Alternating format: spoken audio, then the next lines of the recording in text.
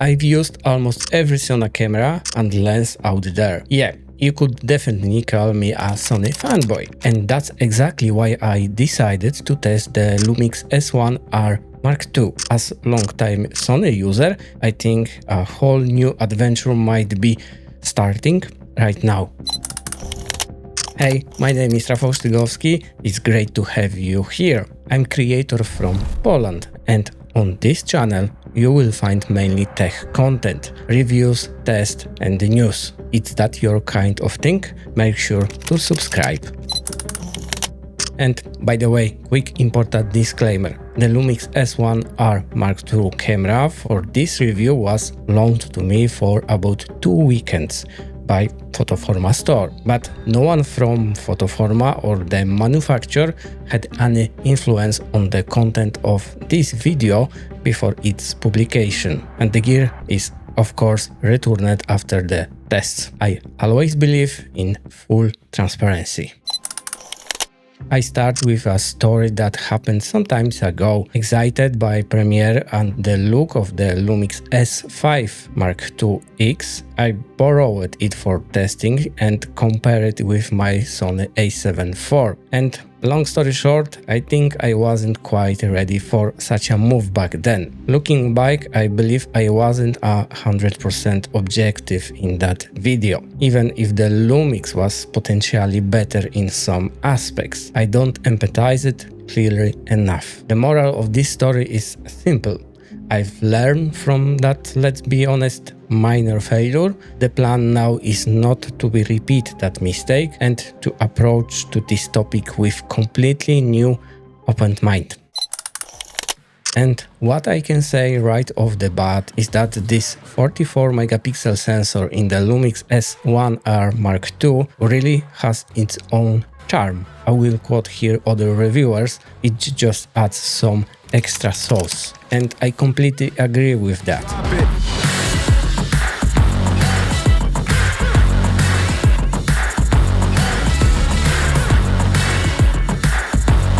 There is something with character here that's personally hard for me to fully explain, but it makes the image, whether it's photo or video, really present for me to look at. And speaking of the photos, shooting with this camera is a pure pleasure. During the almost 2 weekends I had with the Lumix, I experienced practically no major problems, and by that I mean primarily the autofocus. It hit where I wanted, about 95% of the cases, which is a huge positive surprise for me. Lumix has clearly made a big leap forward in this area. I can safely say that Lumix is no longer far behind the rest of competition. In fact, I think the Lumix catch up actually to the others. Next up, working with the RAW files. Here, despite the large resolution, I didn't notice any problems. Lightroom handles these files with no problem. In fact, recovering detail from shadows or highlights looks exactly the same as with the leading competition. Obviously, the higher resolution gives us significantly more details in the photos, and you can see that right away, which I think very desirable feature for many people. I went through a large number of photos, processed them in different ways, and personally, when it comes to the look, everything look very nice. So I think this camera can find a really large group of fans in this aspect. And here you will probably ask, how is the high ISO performance? But before we get to specific values, one super important rule if you are filmmaking in flat log profile. To get cleanest image with minimal noise, always try to use your camera's native ISO value. They provide the best optimal signal and best starting point for further color grading. Now let's go to the specifics. In my test, Lumix S1R Mark II performed surprisingly well up to ISO 6040. I see no problem there at all. However, above that value, you can see that noise starts to become very visible. And unless you are looking for that grainy effect, denoising in post-production might be necessary. And since we are on the topic of noise, let's look at how it appears in the flat color profile. vlog. And as a bonus, I compare it with Sony A7C Mark II. To my surprise, up to ISO 6040, they are really even match, practically in both in the terms of color fidelity and noise levels. Despite this, I still see a slight advantage for the Sony in this aspect. Additionally, I have the impression that the image from the Lumix is a bit more detailed. Moving up to ISO 12000. Here you can already see that the Lumix start to drift to the less pleasant side. The noise is much more visible and you can immediately notice and see change in the colors. I think this is absolute upper limit, and only in some emergency situation you can use clips shot at this value. To be honest, I was prepared for a bad result from the Lumix in this aspect, and I must say finally it quite positively surprised me here.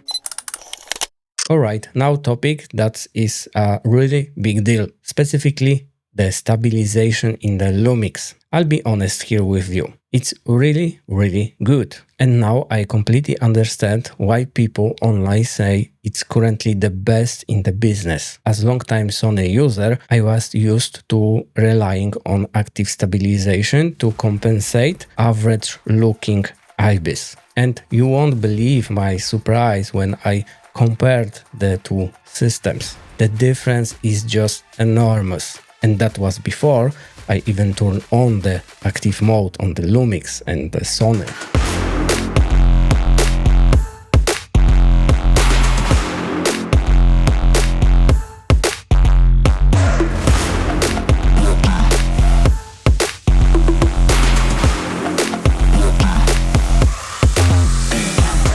Sure, active stabilization in Sony cameras save the day in most cases, especially with a native lens, which is definitely working better than the third-party lens. But come on, I have the exact same Sigma lens on this Lumix, and all I can say here is just wow.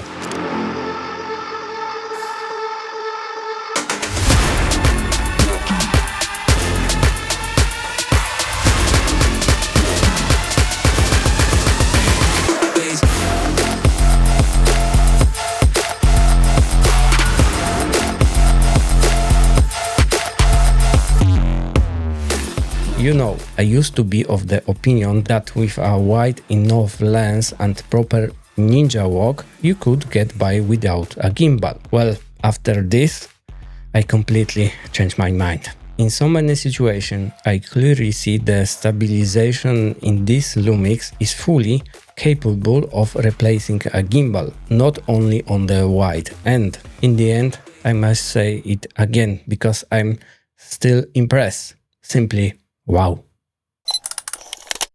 It's hard to skip this parameter. It was heavily criticized by public when this camera was launched. I personally think it was a bit unnecessary because this camera, in my opinion, is primarily aimed to photography with very advanced video features, and it's this combination that makes it a such interesting and unique position on the market. Of course, the rolling shutter performance here isn't the best, so you have to keep that in mind and know what you will be using this camera for. In static or slow-moving shots, when recording at 24 frames per second, regardless of whether DR boost is on or not, the rolling shutter here is from 23 to 37 milliseconds. This is a value that will be really visible and of course probably distracting with faster dynamic moves. However, the situation changed for the better when we switched to the filming in slow motion modes. I mean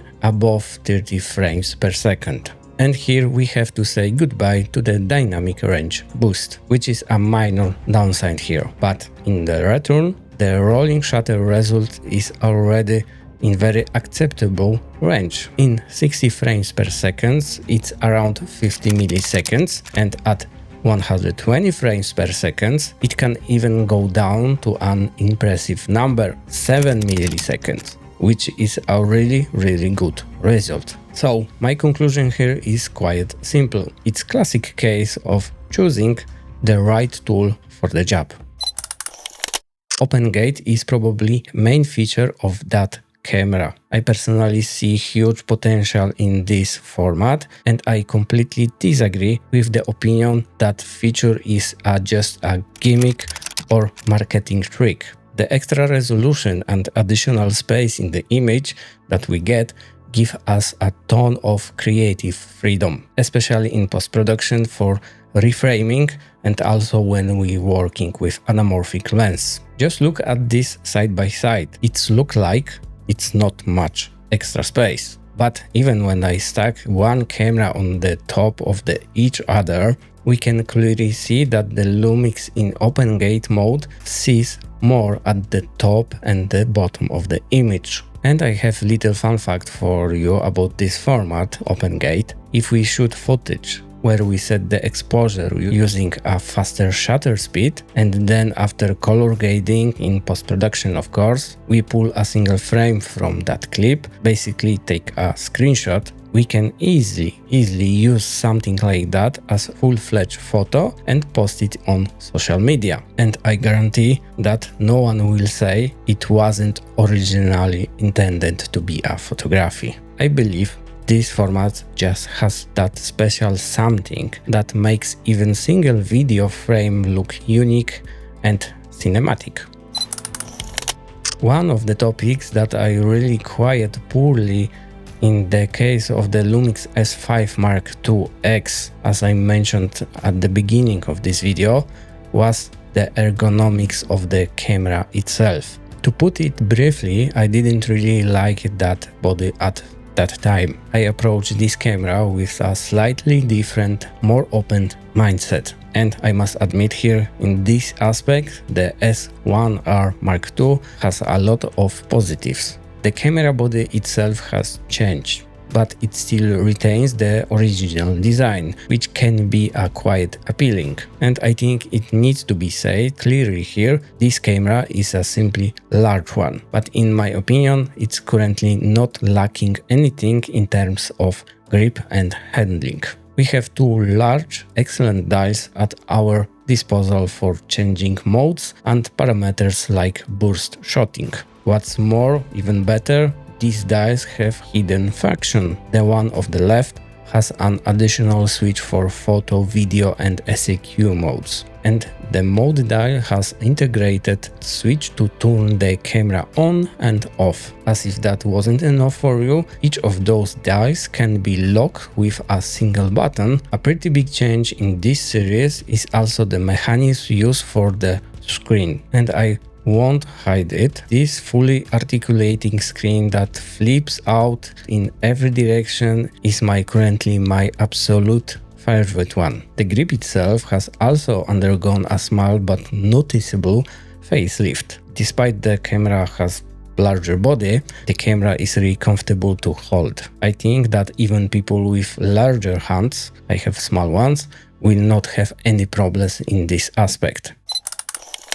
Of course, no gear is perfect. I noticed a few minor downsides during use. First is the joystick. In my opinion, it sometimes behaves a bit too fast. It's jumping more than one square at the time, which makes it difficult at the time to precisely set the focus point where we want it. Second, the grip material. The texture used here felt a little bit, I can say, cheap. When using it, it gave me a feeling of less secure grip due to its sleepiness in the hand. Third, the battery. It's clearly not the strongest point of this camera. The device is literally power hungry and the battery drains quite quickly. And you have to keep that in mind. For example, in continuous video recording mode, don't accept more than 1 hour of work on single charge battery. Fourth, possibility of overheating. This can also potentially have a negative impact on the use of this camera. Although, for me personally, in more controlled condition, around 20 degrees of Celsius, and with the fan switch from auto to normal mode, the camera only showed me the overheating warning icon in 4K 60p after about 40 minutes of recording. The buffer and its clearing speed. Despite the great frames per second rate in the burst mode, there is one drawback here. The buffer holds a maximum of about 70 photos, which itself is neither a small or large number. The real problem appears when the buffer starting is clearing, especially when we using SD cards. It takes a really long time to clear the buffer, and only way to speed this up is using a different cards, more expensive also, I mean CF Express Type B. Is this the beginning of my adventure journey to change the system? The answer might be surprising to many of you. Yes, I would like to switch to the Lumix system, but not exactly to this model. Even though the S1R Mark II is absolutely fantastic camera, I personally don't need such a high resolution sensor. What I would be aiming for is the S1 Mark II. However, for those of you who are looking for higher resolution and top-notch photography quality, I think Lumix S1R Mark II will be the perfect choice for you. In my opinion, it lacks nothing and its price is amazing in the context of competition. It's hard to find anything similar in this range, which makes this Lumix a mega solid contender. In the end, what are your thoughts on this camera? Let me know in the comments. That's all from me. Take care, see you around.